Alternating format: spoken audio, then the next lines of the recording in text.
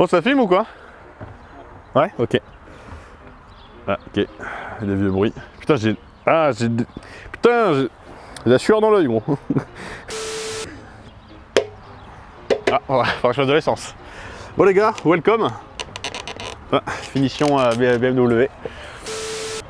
Je me suis rendu compte, il y a quelques heures, que j'avais fait la présentation du H2 et j'avais pas fait la présentation du S1000RR HP4 que j'ai la chance de posséder.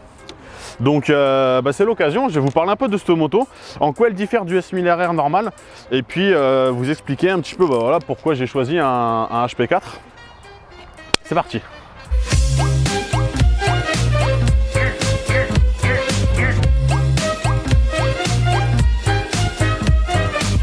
Wow! Wow, wow, wow, wow! Wow! Ok, j'ai le soleil en pleine poire les gars, mais c'est la famille. Oh, le pneu il est chaud de ouf. Ok, premier truc sur cette... Non mais c'est pas possible d'avoir le soleil en pleine gueule, attends, il faut vraiment que je fasse autre chose. Mon premier détail, et non des moindres les gars bien sûr, c'est cette tronche asymétrique du S1000RR classique que vraiment je trouve oufissime. Vous n'avez pas la même esthétique entre le côté gauche et le côté droit. Et la petite touche spécifique du HP4 bien sûr c'est sa couleur. Le bleu exclusif que tu n'as pas ailleurs, avec la bulle noire de série, la ligne titane Acra complète de série et quelques petites subtilités que tu n'as pas sur le modèle S1000RR normal. Notamment les gravures S1000RR HP4 un petit peu partout, le HP4 au compteur, le HP4 sur le tête de fourche. C'est du détail esthétique, mais en fait c'est ce qui fait partie aussi du côté je mets la moto en valeur quoi.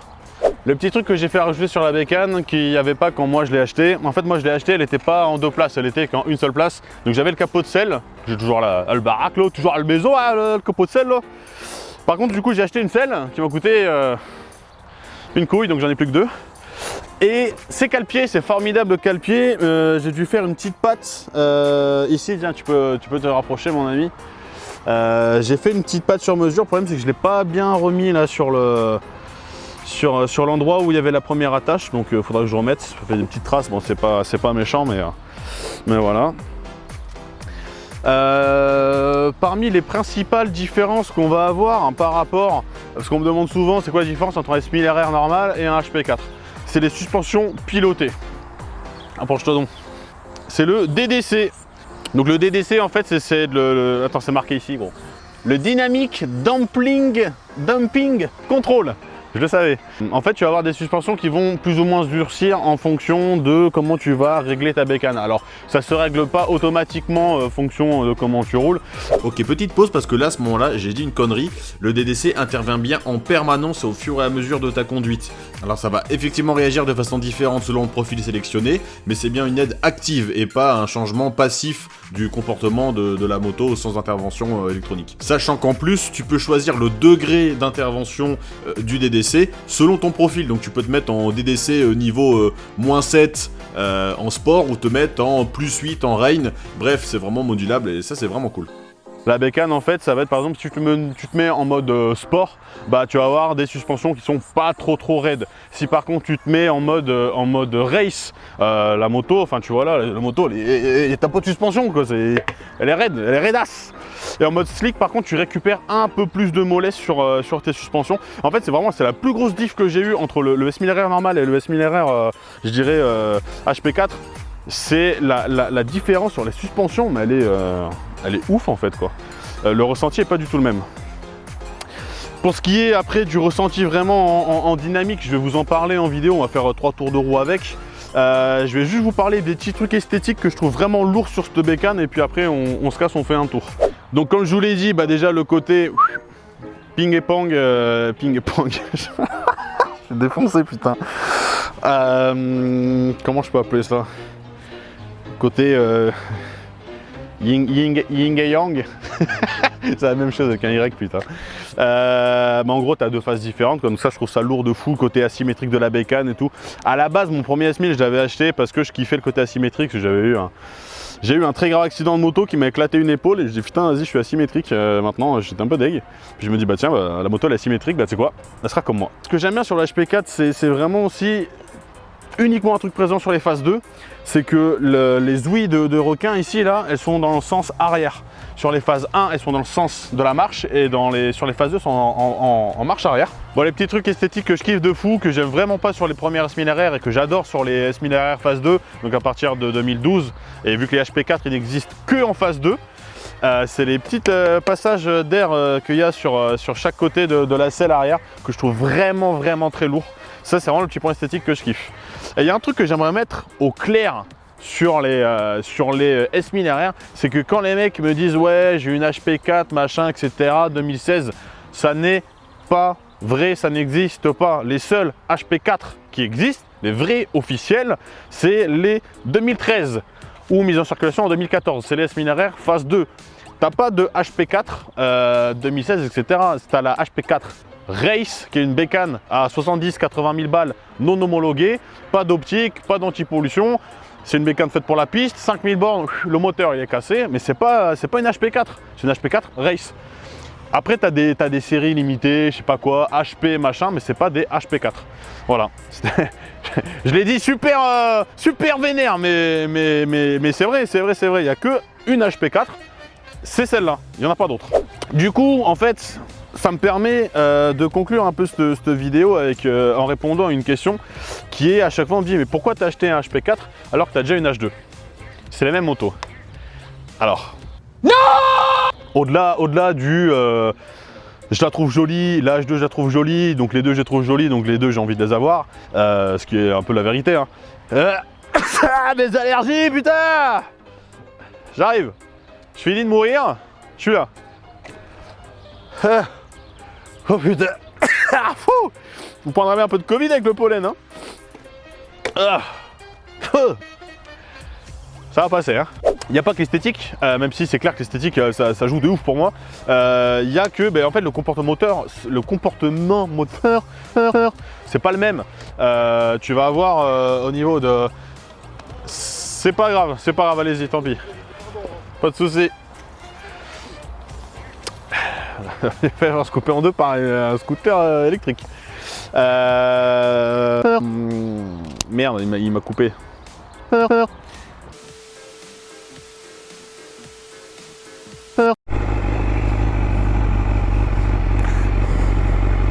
Bah, rien de tel que de prendre son petit HP4 à 20h là, petit soleil.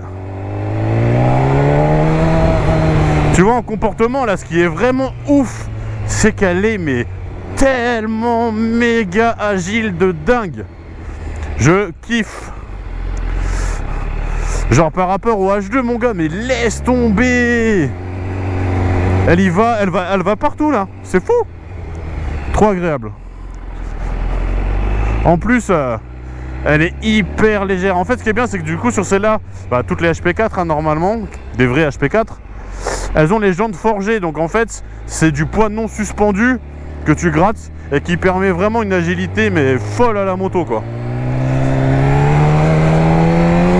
Tu vois, ce qui est cool, c'est que là, si je tourne un tout petit peu la poignée, la moto, elle tourne, elle avance un tout petit peu.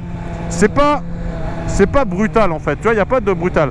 Si c'est brutal, c'est parce que, voilà, c'est parce que je tourne fort. Et je peux aussi, voilà, tu vois, et ça, cette absence totale de on-off, qu'est-ce que ça fait du bien. T'es vraiment en maîtrise parfaite de la moto, et c'est vraiment un plaisir fou. Un plaisir aussi, c'est le shifter.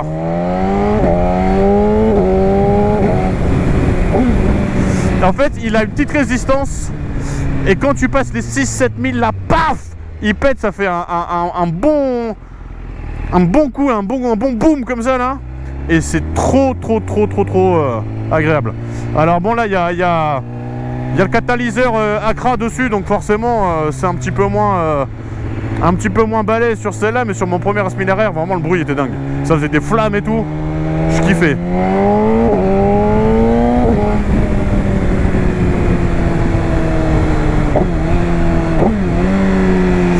Vraiment le son du moteur du S1000RR pour moi il est inégalable. Il est vraiment trop à part. Autant je saurais pas trop faire la diff entre un CBR et un GSX-R, un ZX10R et compagnie, mais là celle-là je la reconnais entre 1000.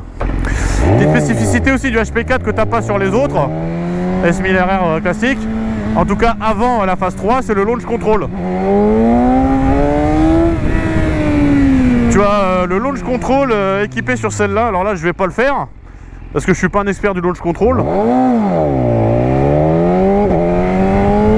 mais si ça vous dit de faire une vidéo launch control H2 HP4, je peux essayer de m'exercer un petit peu et je pourrais vous proposer ça si ça vous chauffe.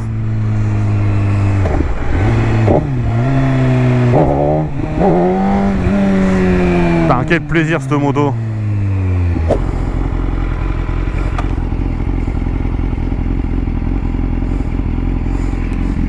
Ah. Bon.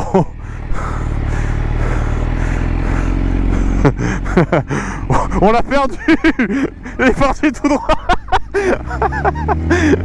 Oh, c'est pas grave. Oh, Johnny X225 il est parti comme un missile, gros.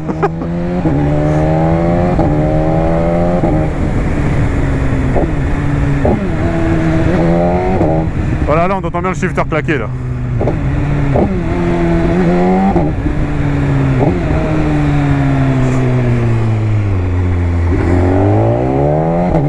Ouais, c'est vraiment tellement royal à piloter, mais j'aimerais tellement que tous ceux qui regardent cette vidéo puissent essayer cette moto. Ouais, c'est vraiment une des motos de mon cœur, quoi. Et c'est pour ça que même si un H2 c'est fou à des milliers de niveaux, cette moto elle est incroyable. Ça me paraissait difficile pour moi de n'avoir qu'un H2, quoi. Parce que le H2 c'est vraiment qu'une partie de la moto. Et le HP4 m'apporte tout ce que le H2 m'apporte pas en fait. J'ai eu du mal à le dire, putain. Et rien que pour ça, franchement, je kiffe, quoi. Donc après, bah ouais, c'est une moto qui coûte 25 000 balles, que j'ai acheté beaucoup moins cher, heureusement, en occasion. Mais après, on n'a rien sans rien. Donc pour finir, en tout cas les gars, un truc hyper important, c'est de s'abonner à Instagram. Abonnez-vous à Instagram, je suis une Instagrammeuse. Si vous ne vous abonnez pas sur Instagram, je meurs, je décède. Donc il faut s'abonner sur Instagram, c'est important. Et ça de côté, merci d'avoir regardé cette vidéo les gars. Si vous avez des retours à me faire sur le HP4, dites-moi un petit peu ce que vous en pensez de cette moto. Est-ce que vous l'achèteriez ou pas? Et surtout, si vous l'achèteriez pas, qu'est-ce que vous prendriez à la place? Voilà, écoutez, merci à tous encore une fois. On se voit dans quelques jours pour la prochaine vidéo. Abonnez-vous, vous êtes beaux. Adieu.